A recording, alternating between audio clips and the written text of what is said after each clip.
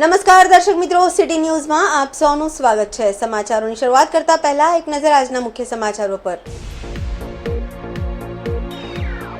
દમણમાં ટ્રેક્ટર ચાલકે બેફામ રીતે ટ્રેક્ટર દોડાવતા શાળાની બહાર ફૂટપાથ પર ઉભેલા બાળકોને લીધા અડફેટે।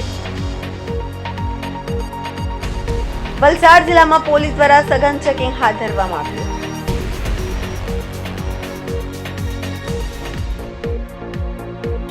ભારતને ગૌરવ પ્રાપ્ત કરાવનાર બ્લાઇન્ડ ક્રિકેટરની હાલત બની કફોડી। મુખ્ય રસ્તા ઉપર ગટરમાંથી ખોદકામ શરૂ, લોકો ત્રાહીમામ। હવે સમાચાર વિગતવાર જોઈએ। રાજ્યના અનેક વિસ્તારોમાં હિટ એન્ડ રનની ઘટના બની રહી છે। બેફામ રફતારની કહેરના કારણે અનેક લોકોના જીવ જોખમમાં મુકાયા છે। ત્યારે રાજ્યના પડોશમાં આવેલ સંઘ પ્રદેશ દમણમાં પણ એક ટ્રેક્ટર ચાલકે બેફામ રીતે ટ્રેક્ટર દોડાવતા શાળાની બહાર ફૂટપાથ પર ઉભેલા બાળકોને અડફેટે લીધા હતા, જેના કારણે 3 બાળકોને ઈજા થઈ હતી। બનાવની વિગત મુજબ દમણના ખારીવાડ વિસ્તારમાં આવેલી શાળા છૂટ્યા બાદ બાળકો ઘરે જવા નીકળ્યા હતા। કેટલાક બાળકો શાળાના ગેટની બાજુમાં આવેલ ફૂટપાથ પર આવેલ બસ સ્ટેન્ડમાં રાહ જોઈ રહ્યા હતા। એ વખતે જ દમણમાં ડોર ટુ ડોર કચરો એકઠો કરતી એજન્સીનું ટ્રેક્ટર ત્યાંથી પસાર થઈ રહ્યું હતું। ડ્રાઈવરે બેફામ રીતે ટ્રેક્ટર દોડાવતા ટ્રેક્ટર રોડની સાઈડમાં ફૂટપાથ પર બસ સ્ટેન્ડ પર ઉભેલા બાળકોને અડફેટે લીધા હતા, જેને કારણે 3 બાળકોને ઈજા થઈ હતી, જેમાં રિંકી યાદવ, અનુરાય અને વીર રામસિંહ નામના 3 બાળકોને ઈજા થઈ છે। ઈજાગ્રસ્ત બાળકોને સારવાર માટે હોસ્પિટલમાં ખસેડવામાં આવ્યા હતા, જેમાંથી રિંકી યાદવ નામની બાળકીને વધુ ઈજા થઈ હતી।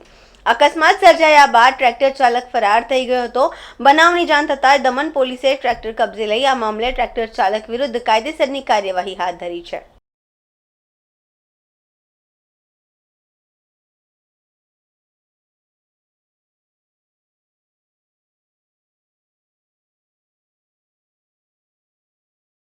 વલસાડ જિલ્લામાં પોલીસ દ્વારા સઘન ચેકિંગ હાથ ધરવામાં આવ્યું હતું। મોડી રાત્રે અચાનક જ પોલીસ એલર્ટ મોડ પર થઈ અને જિલ્લાના વિવિધ વિસ્તારોમાં ઠેર ઠેર વાહન ચેકિંગ શરૂ કરવામાં આવ્યું। વલસાડ શહેરના મુખ્ય રસ્તાઓ અને નાકા ઉપર પોલીસ પહેરો ગોઠવાયો હતો અને પોલીસના ધાડે ધાડા રોડ પર ઉતરી પસાર થતા તમામ વાહનોનું ચેકિંગ શરૂ કર્યું હતું। અચાનક જ પોલીસની આ કાર્યવાહીના કારણે લોકો પણ અચરજમાં મુકાયા હતા। ત્યારે સરકારના ગૃહ વિભાગની સૂચના મુજબ મોડી રાત્રે પોલીસ દ્વારા સરપ્રાઇઝ ચેકિંગ કરવામાં આવ્યું હતું, જેમાં જિલ્લા પોલીસના ઉચ્ચ અધિકારીઓ અને પોલીસ કર્મીઓ આ કાર્યવાહીમાં જોડાયા હતા।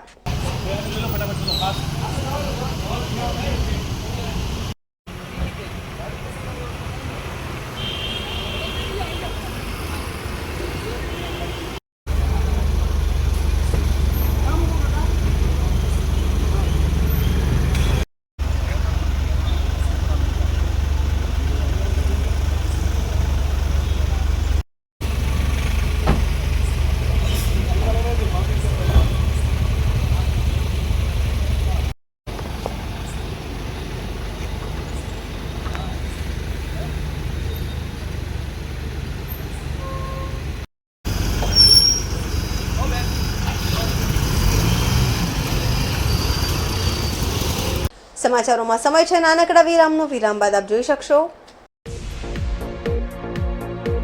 ભારતને ગૌરવ પ્રાપ્ત કરાવનાર બ્લાઇન્ડ ક્રિકેટરની હાલત બની કફોડી।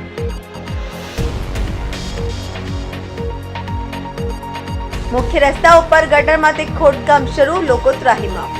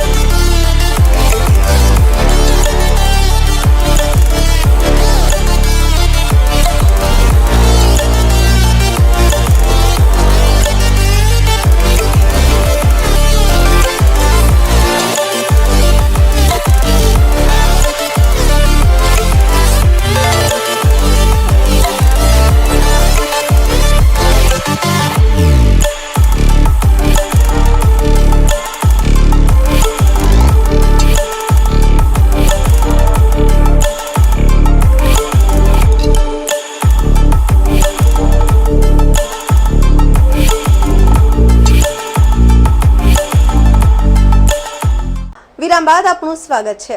નેશનલ અને ઇન્ટરનેશનલ બ્લાઇન્ડ ક્રિકેટ રમી ઘણીવાર ભારતને ગૌરવ પ્રાપ્ત કરાવનાર બ્લાઇન્ડ ક્રિકેટરોની હાલત કફોડી બની છે। વલસાડ જિલ્લા સહિત સમગ્ર ગુજરાતના ઇન્ડિયાની બ્લાઇન્ડ ટીમમાં ક્રિકેટ રમતા ક્રિકેટરોએ ક્રિકેટ રમવા જવા માટે તથા ક્રિકેટ કિટ ખરીદવા માટે પણ ગામ લોકો તથા સેવાભાવી સંસ્થા પાસે ફંડ લેવું પડી રહ્યું છે। ચેમ્પિયન ટ્રોફી જીતાવનાર ભારતીય ક્રિકેટ ટીમ પર આજે સમગ્ર દેશને ગર્વ છે, ત્યારે ભારત માટે બ્લાઇન્ડ ક્રિકેટ રમતા અને ઘણીવાર ભારતને અન્ય ટીમ સામે જીત અપાવી ગર્વ અપાવનાર જિલ્લા તથા ગુજરાતના અલગ અલગ જિલ્લાઓમાંથી બ્લાઇન્ડ ક્રિકેટ ટીમના ખેલાડીઓ આજે મજબૂર બન્યા છે। સરકાર દ્વારા ઇન્ડિયા તથા ગુજરાતની બ્લાઇન્ડ ક્રિકેટ ટીમમાં નેશનલ અને ઇન્ટરનેશનલ બ્લાઇન્ડ ક્રિકેટ ટીમના ખેલાડીઓને કોઈપણ પ્રકારની સહાય ન મળતા બ્લાઇન્ડ ક્રિકેટ રમતા ખેલાડીઓને ક્રિકેટ રમવા માટે જવા માટે અથવા ક્રિકેટ બેટ ક્રિકેટ કિટ લેવા માટે ગામના લોકો પાસે તથા સેવાભાવી સંસ્થાઓ પાસે ફંડ લેવું પડી રહ્યું છે। મુંબઈ ખાતે યોજાનાર રાષ્ટ્રીય બ્લાઇન્ડ કપમાં ભાગ લેવા જઈ રહેલ બ્લાઇન્ડ ક્રિકેટ ટીમના ખેલાડીઓ પાસે પૈસા ન હોવાના કારણે ગામના લોકો પાસે પૈસા લેવા પડી રહ્યા છે, સાથે અન્ય સંસ્થાઓ પાસે પૈસા લઈ ટ્રેનમાં તથા બસમાં મુસાફરી કરી જવું પડી રહ્યું છે।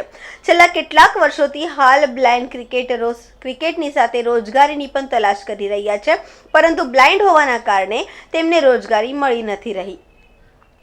ભારતીય ક્રિકેટ ટીમ કોઈ પણ ક્રિકેટ ટુર્નામેન્ટ રમે અને જીતે તો તેમને સારા એવા પૈસા આપવામાં આવે છે, પરંતુ બ્લાઇન્ડ ક્રિકેટ ટીમના ખેલાડીઓને મેચ જીતવા પર પણ 1000 રૂપિયા આપવામાં આવે છે, જેને લઈ બ્લાઇન્ડ ક્રિકેટરની હાલત કફોડી બની છે। સાથે ક્રિકેટ રમવું કે ઘર ચલાવવું એ પણ મુશ્કેલ બનતા હવે સરકાર પાસે સહાયની માંગ ક્રિકેટરો કરી રહ્યા છે। જે મારું નામ મનીષ અડિયા છે, હું કચ્છ ખાતેથી અહીંયા પસંદગી પામ્યો છું। અમે આ બ્લાઇન્ડ ક્રિકેટ સિયારામ કપ રમવા જઈ રહ્યા છે 19, 20, 21 મુંબઈ ખાતે। કહેવા તો બીજું કંઈ વધારે નહીં, ગવર્મેન્ટ પાસે એવી માંગ છે, આ લોકો જે પછાત જિલ્લામાંથી જે બેકવર્ડ કાસ્ટમાંથી ને આવે છે એ લોકો ઇન્ટરનેશનલ પણ રમી ચૂકેલા છે। આમાં અમારી ટીમમાં છે એવા ખેલાડી 4-5 ઇન્ટરનેશનલ પણ રમી ચૂકેલા છે। એ લોકો પાસે કોઈ કામ ધંધો રોજગાર કંઈ એવું કોઈ ગવર્મેન્ટ જોબ નથી જે પોતાનું ગુજરાન ચલાવી શકે। લાસ્ટ 11 વર્ષથી ગુજરાત ટીમ મુંબઈ ખાતે ચેમ્પિયન રહી છે। અમારી એવી જ માંગ છે કે આ જે નેશનલ તો ઠીક, ઇન્ટરનેશનલ વાળાને કોઈ એવી કોઈ જોબ આપે તે પોતાનું ગુજરાન ચલાવી શકે। મારું નામ સુભાષ ભોયા, કપરાડા તાલુકા, પીપલસદ ગામ, અને હું બ્લાઇન્ડ ક્રિકેટ રમી ચૂક્યો છું, ઇન્ટરનેશનલ નેશનલ રમી ચૂક્યો છું।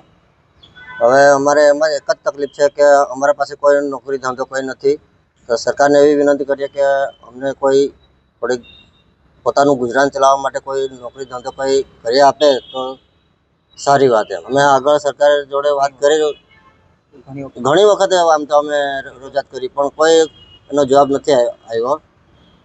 અત્યારે આજે અમે મુંબઈ ખાતે રમવા જઈએ છીએ નેશનલ ટુર્નામેન્ટ। હજી સુધી તો હું ઘણી રમી ચૂક્યો છું, 2006થી રમી ચૂક્યો છું। 2 વખત ઇંગ્લેન્ડ જઈ આવ્યા, 3 વખત પાકિસ્તાન જઈ આવ્યા, ઘણી બધી ઇન્ટરનેશનલ રમી ચૂક્યો છું। બ્લાઇન્ડ ક્રિકેટરોને તો કંઈ નહીં, એ લોકો ખર્ચો કરે છે, બ્લાઇન્ડ જે એ પેલી આપણે CABI ખરીને એ લોકો ખર્ચો કરે, પણ આપણે સરકાર તરફથી કંઈ નથી મળતું અમને, ના નથી આપતી। એ અમારે પોતે ખર્ચે જવું પડે ને સરકાર અમને કોઈ મદદ કરતી નથી।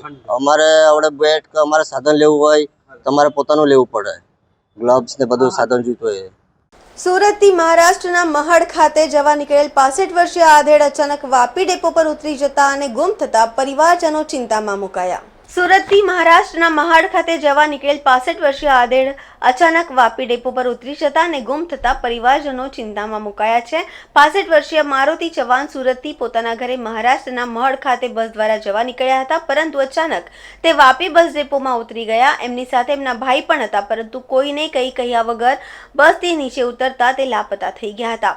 પરિવારજનોએ શોધખોળ કરી, પરંતુ હજી સુધી મારુતિ ચૌહાણનો પત્તો નથી મળ્યો। મારુતિ ચૌહાણે સફેદ શર્ટ અને પેન્ટ અને ટોપી પહેરેલ છે। ફોટોમાં દેખાઈ આવેલ મારુતિ ચૌહાણની ખબર કોઈને મળે તો 9309533743, બીજો નંબર 9373015774 અને ત્રીજો નંબર 8734848844। આ ત્રણેય નંબરમાંથી કોઈ પણ નંબર પર જાણ કરશો। સમાચારોમાં સમય છે નાનકડા વિરામનો, વિરામ બાદ આપ જોઈ શકશો મુખ્ય રસ્તા ઉપર ગટરમાંથી ખોદકામ શરૂ, લોકો ત્રાહિમામ।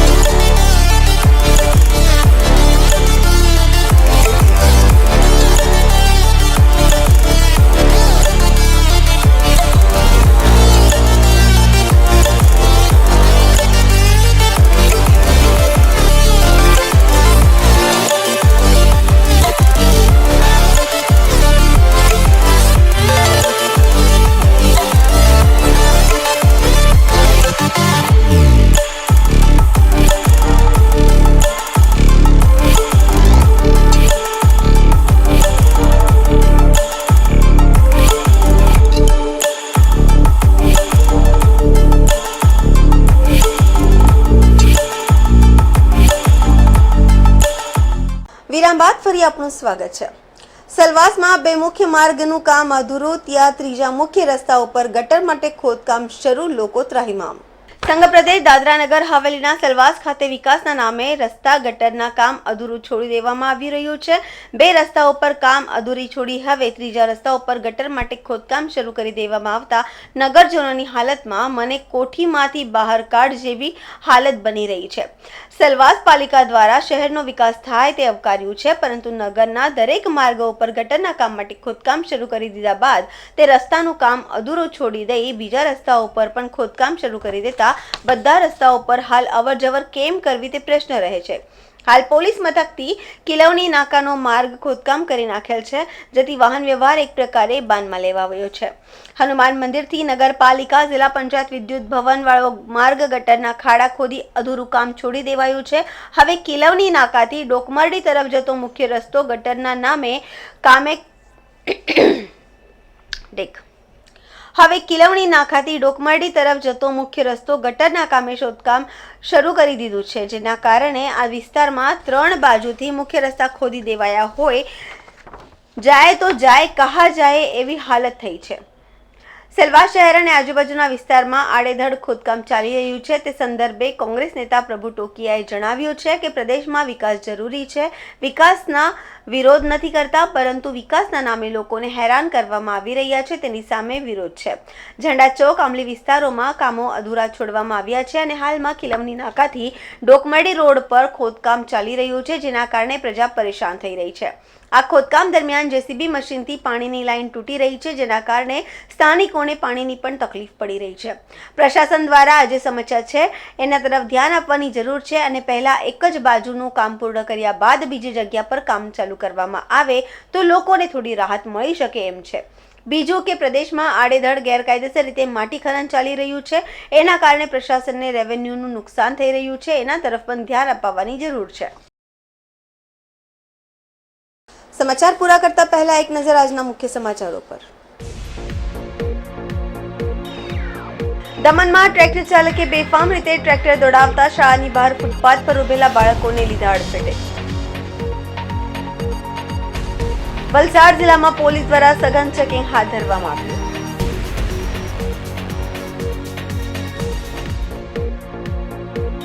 ભારતને ગૌરવ પ્રાપ્ત કરાવનાર બ્લાઇન્ડ ક્રિકેટરની હાલત બની કફોડી।